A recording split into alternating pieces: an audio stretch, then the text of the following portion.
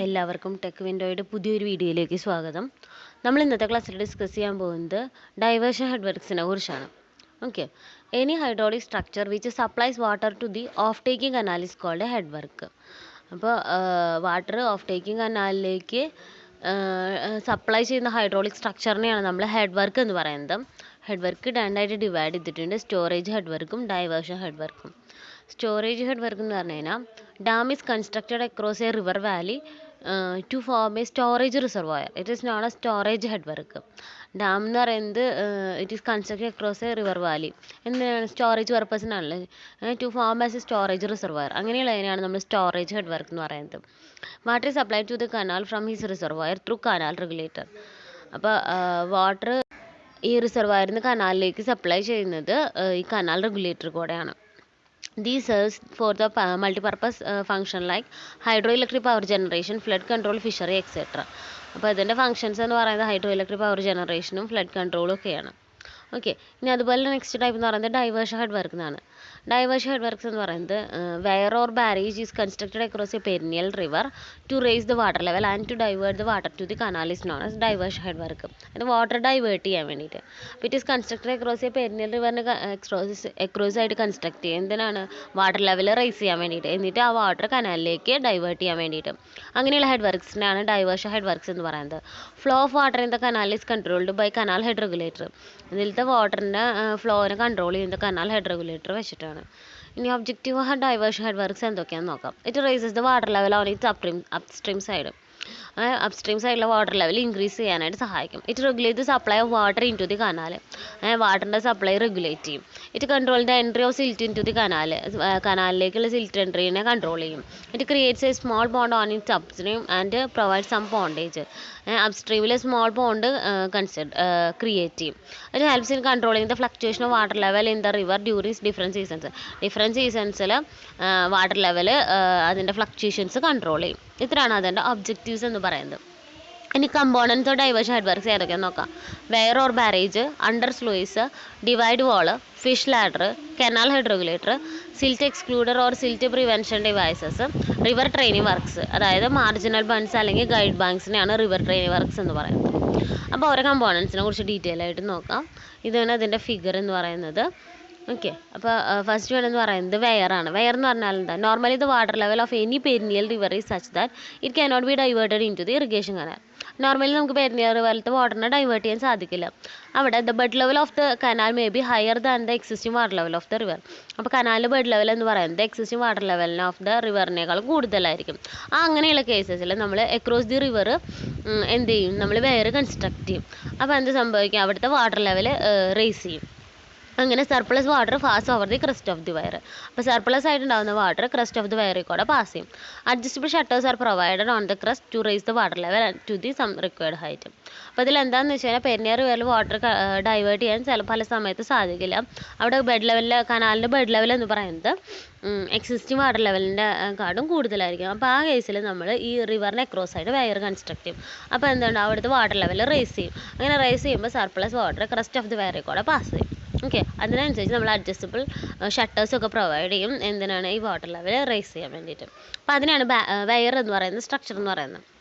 ഇനി ബാരേജ് എന്ന് പറഞ്ഞു കഴിഞ്ഞാൽ അതിൽ നമ്മൾ ഗേറ്റ്സ് ഒക്കെ യൂസ് ചെയ്യും. അതായത് when the water level on the upstream side of the weir is required to be raised to different levels at different time, barrage is constructed. അപ്പോൾ ഗേറ്റ് ഒക്കെ വെച്ചിട്ടുള്ള ഒരു കൺസ്ട്രക്ഷനാണ് ഈ ബാരേജ് എന്ന് പറയുന്നത്. വാട്ടർ ലെവൽ റേസ് ചെയ്യാൻ വേണ്ടി തന്നെ ഉപയോഗിക്കുന്ന ഒരു സ്ട്രക്ചറാണ് ബാരേജ് എന്ന് പറയുന്നത്. Barrage is an arrangement of different adjustable gates or shutters at different tiers over the weir. അപ്പോൾ over the weir different gates ഒക്കെ അറ്റാച്ച് ചെയ്തിട്ടുണ്ടെങ്കിൽ അതിന് നമ്മൾ ബാരേജ് എന്നാണ് പറയുന്നത്. അടുത്ത ഈ ഫിഗറിൽ വെയർ വിത്ത് ഷട്ടേഴ്സും വെയർ വിത്തൗട്ട് ഷട്ടേഴ്സും ഉള്ള ഫിഗറാണ്. അപ്പോൾ ഇനീഷ്യലി അതിൽ crest level equal to pond ലെവലാണ്. രണ്ടാമത്തെ കേസ് വരുമ്പോൾ എന്ത് ചെയ്യും?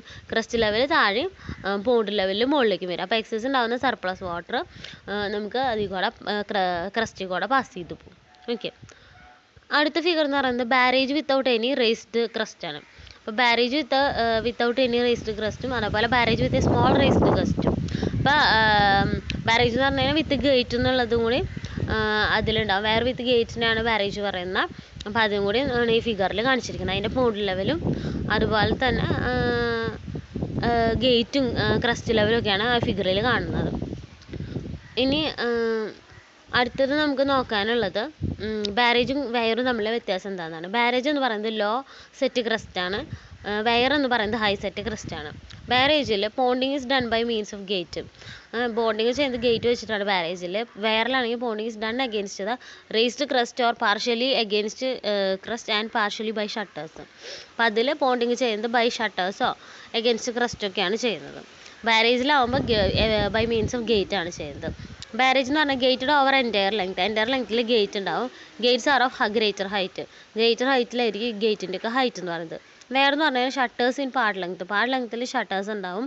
ഷട്ടേഴ്സിൻ്റെ ഹൈറ്റൊക്കെ സ്മോൾ ആണ്, 2 മീറ്റർ ഒക്കെയാണ് ഉള്ളൂ. ഇനി ബാരേജ് എന്ന് പറഞ്ഞാൽ പെർഫെക്റ്റ് കൺട്രോൾ ആണ് റിവർ ഫ്ലോ. ബാരേജിലെ റിവർ ഫ്ലോ പെർഫെക്റ്റ് കൺട്രോളാണ്.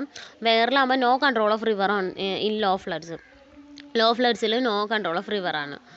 ഇനി ബാരേജ് എന്ന് പറഞ്ഞാൽ high floods can be passed with minimum flux. ബാരേജിൽ ഹൈ ഫ്ലഡ്സ് പാസ് ചെയ്യും വിത്ത് മിനിമം ഫ്ലക്സ്. വെയറിലാകുമ്പോൾ excessive flux in high floods. വെയറിൽ എക്സസീവ് ഫ്ലക്സ് ഉണ്ടാവും ഹൈ ഫ്ലഡ്സിൽ. അതുപോലെ തന്നെ ബാരേജിൽ less silting in upstream due to law set crest. Less silting ഉണ്ടാവുള്ളൂ ബാരേജിൽ. മറ്റേതിൽ സിൽറ്റിംഗ് ഉണ്ടാവും. അപ്സ്ട്രീമിൽ നല്ലോണം കമ്പയർ ടു ബാരേജ് വെയറിൽ കൂടുതലായിരിക്കും. ഇനി ബാരേജ് എന്ന് പറഞ്ഞാൽ ലോങ്ങർ കൺസ്ട്രക്ഷൻ പീരീഡ് വേണം, വെയറിന് ഷോർട്ടർ കൺസ്ട്രക്ഷൻ പീരീഡ് മതി. ബാരേജിലാണെങ്കിൽ silt removal is done through അണ്ടർസ്ലൂയിസിലൂടെ സിൽറ്റ് റിമൂവൽ നടക്കും. വെയറിലാണെങ്കിൽ നോ മീൻസ് ഫോർ സിൽറ്റ് ഡെപ്പോസലിന് വേറെ ഓപ്ഷനൊന്നുമില്ല. ഇനി ബാരേജ് എന്ന് പറഞ്ഞാൽ കോസ്റ്റ്ലി സ്ട്രക്ചറാണ്, വെയർ എന്ന് പറഞ്ഞാൽ റിലേറ്റീവ്ലി ചീപ്പർ സ്ട്രക്ചറാണ്. അപ്പോൾ ഇത്രയാണ് ബാരേജും വെയറും തമ്മിലുള്ള ഡിഫറൻസസ്. അപ്പോൾ നമുക്ക് ഇനി അണ്ടർസ്ലൂയിസ് എന്താണെന്ന് നോക്കാം. അണ്ടർസ്ലൂയിസിനെ വീണ്ടും പറയുന്ന വേറൊരു പേര് എന്ന് പറയുന്നത് സ്കവറിംഗ് സ്ലൂയിസ് എന്നാണ് പറയുന്നത്. അപ്പോൾ അണ്ടർസ്ലൂയിസിൻ്റെ വേറെ പേര് എന്ന് പറയുന്നത് സ്കവറിംഗ് സ്ലൂയിസ് ആണ്. The undersluice are the openings provide at the base of the weir or barrage. വെയറിൻ്റെയോ ബാരേജിൻ്റെയോ ബേസിലുള്ള ഓപ്പണിങ്ങിനെയാണ് നമ്മൾ അണ്ടർസ്ലൂയിസ് എന്ന് പറയുന്നത്. These openings are provide with adjustable gates. Normally the gates are kept closed. അപ്പോൾ ഈ ഓപ്പണിങ്സ് നമ്മൾ അഡ്ജസ്റ്റ് ചെയ്യുന്നത് ഗേറ്റ് വെച്ചിട്ടാണ്. നോർമൽ കേസിൽ ഈ ഗേറ്റുകളെല്ലാം close ചെയ്യാനുണ്ടാവുക. The suspended silt goes on depositing in front of the canal head regulator. അപ്പോൾ suspended silt എന്ത് സംഭവിക്കും, ഇവിടെ കനാൽ ഹെഡ് റെഗുലേറ്ററിന് ഫ്രണ്ടിൽ അത് ഡെപ്പോസിറ്റ് ചെയ്യും അവിടെ. അപ്പോൾ അണ്ടർസ്ലൂയിസിന് പറയുന്ന വേറെ പേരാണ് സ്കവറിംഗ് സ്ലൂയിസ് എന്ന് പറയുന്നത്. When the silt deposition become suppressible the gates are open and the deposited silt is loosened with an agitator mounting on a bottom.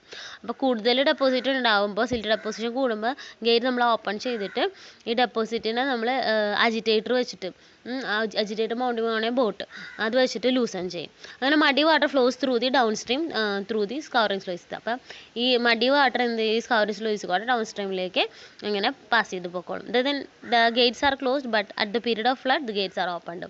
Normally അതിൻ്റെ പൊസിഷൻ എന്ന് പറയുന്നത് ഗേറ്റ്സ് ക്ലോസ്ഡ് ആണ്. ഫ്ലഡിൻ്റെ പീരീഡിൽ എന്ത് സംഭവിക്കും, ഇത് ഗേറ്റ്സ് എല്ലാം ഓപ്പൺ ചെയ്യും. ഓക്കെ, അപ്പോൾ ഇതാണ് അതിൻ്റെ ഡീറ്റെയിൽസ് ഒക്കെ ഉള്ളൊരു ഫിഗർ.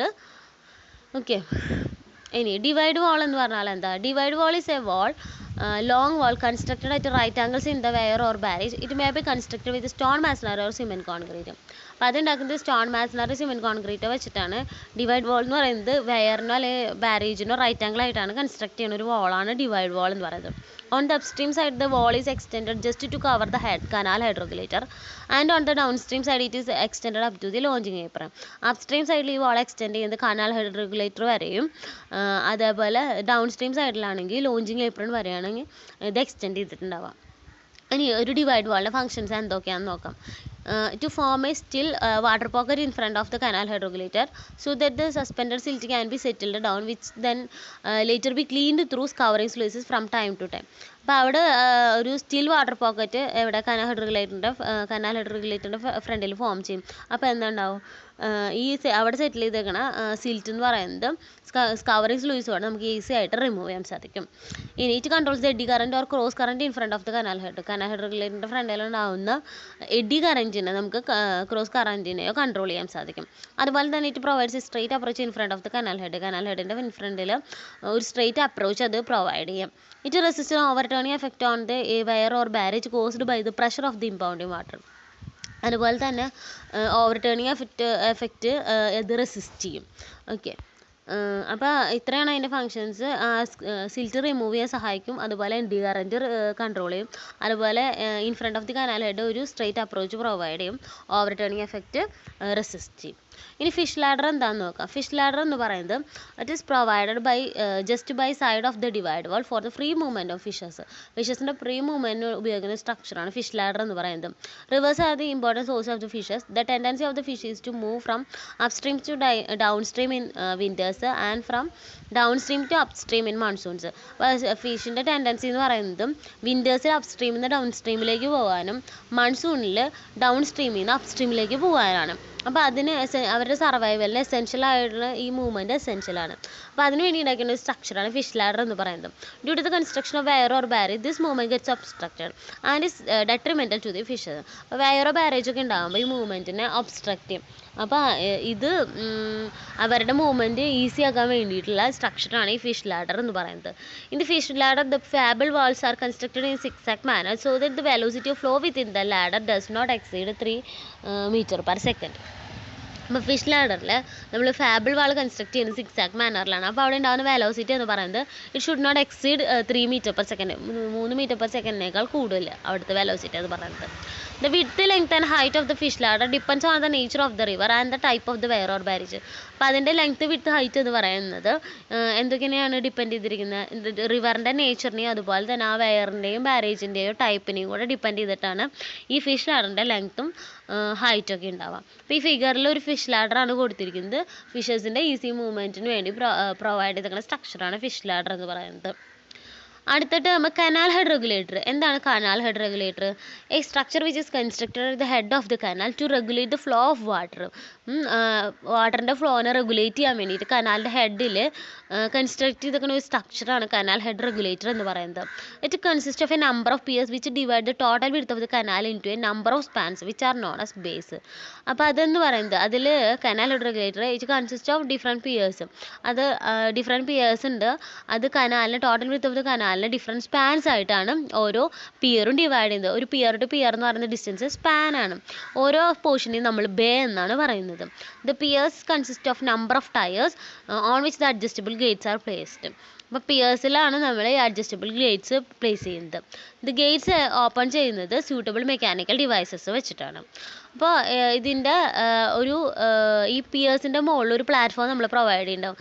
എന്തിനാണെന്ന് വെച്ച് കഴിഞ്ഞാൽ it for the facility of operating Gates. ഈ ഗേറ്റ്സ് ഓപ്പറേറ്റ് ചെയ്യാൻ വേണ്ടിയിട്ട് ഈ പിയറിൻ്റെ മുകളിൽ നമ്മൾ ഒരു പ്ലാറ്റ്ഫോം കൂടി പ്രൊവൈഡ് ചെയ്തിട്ടുണ്ടാവും.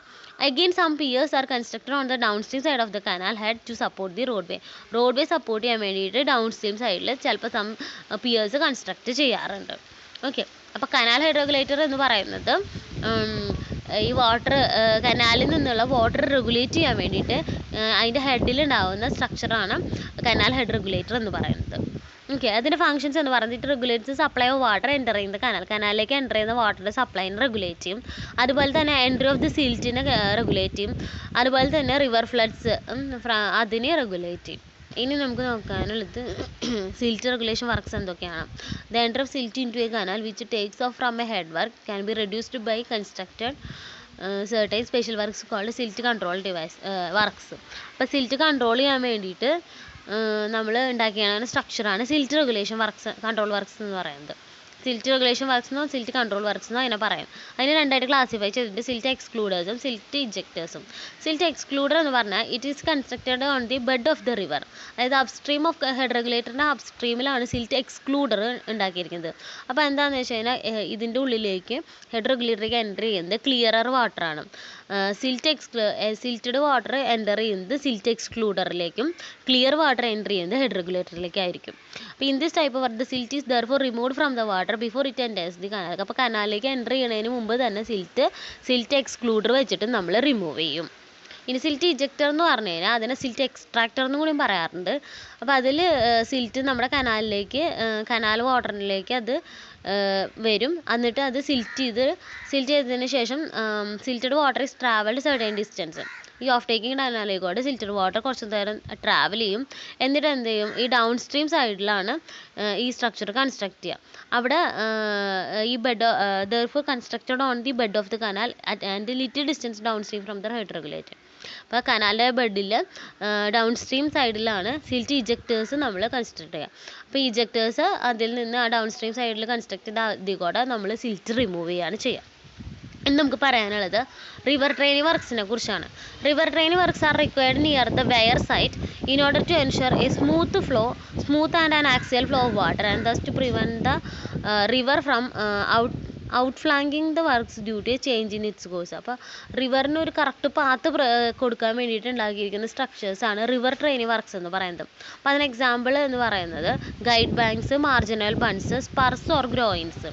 ഗൈഡ് ബാങ്ക് എന്ന് പറഞ്ഞാൽ when a barrage is constructed across a river which flows through the alluvial soil, the guide bank must be constructed on both the approach to protect the structure from erosion. സ്ട്രക്ചറിനെ ഇറോഷനിൽ നിന്ന് protect ചെയ്യാൻ വേണ്ടിയിട്ട് സഹായിക്കുന്ന സ്ട്രക്ചറാണ് guide bank എന്ന് പറയുന്നത്. ഇപ്പോൾ guide ബാങ്കിൻ്റെ purposes എന്ന് പറയുന്നത് it protects the barrage from the effect of scouring and erosion. സ്കവറിങ്ങിൽ നിന്ന് ഇറോഷനിൽ നിന്നും ബാരേജിനെ പ്രൊട്ടക്റ്റ് ചെയ്യാൻ വേണ്ടി സഹായിക്കുന്ന ഒരു സ്ട്രക്ചറാണ് ഗൈഡ് ബാങ്ക്. അതുപോലെ തന്നെ ടുവേർഡ്സ് ബാരേജ് ഒരു സ്ട്രെയിറ്റ് അപ്രോച്ച് പ്രൊവൈഡ് ചെയ്യും. അതുപോലെ തന്നെ it controls tendency of change ചെയ്യുന്ന കോഴ്സ് ഓഫ് റിവർ. അതിൻ്റെ കോഴ്സ് ഓഫ് റിവർ ചേഞ്ച് ചെയ്യുന്നത് കൺട്രോൾ ചെയ്യാനായിട്ട് ഗൈഡ് ബാങ്ക് സഹായിക്കും. അതുപോലെ തന്നെ വെലോസിറ്റി ഓഫ് ഫ്ലോ അത് കൺട്രോൾ ചെയ്യും. ഇത്രയാണ് ഗൈഡ് ബാങ്ക് എന്ന് പറയുന്നത്. അതായത് ഇറോഷനും അതുപോലെ തന്നെ സ്കവറിങ്ങിൽ നിന്നും പ്രൊട്ടക്റ്റ് ചെയ്യാൻ വേണ്ടിയിട്ടുള്ള സ്ട്രക്ചറാണ് ഗൈഡ് ബാങ്ക് എന്ന് പറയുന്നത്. ഇനി പറയാനുള്ളത് മാർജിനൽ ബൺസ് എന്ന് പറയുന്നത് എർത്തേൺ എംബാങ്ക്മെൻറ്റ്സ് ആണ് which are constructed parallel to the river bank on one or both the banks according to the condition. അപ്പോൾ മാർജിനൽ ബൺസ് എന്ന് പറയുന്നത് earthen banks which are constructed parallel to the റിവറിന് പാരലായിട്ട് construct ചെയ്യുന്ന earthen എംബാങ്ക്മെൻറ്റ്സിനെയാണ് marginal bunds എന്ന് പറയുന്നത്. അതിൻ്റെ top width എന്ന് പറയുന്നത് 3 to 4 മീറ്റർ ആണ്. സൈഡ് എന്ന് പറയുന്നത് 1.5:1 ആണ്. അതുപോലെ കൺട്രി സൈഡിൽ 2:1 ആണ്. ഇനി മാർജിനൽ ബൺസിൻ്റെ പർപ്പസ് എന്ന് പറയുന്നത് it retains the flood water or storage water within a specified section.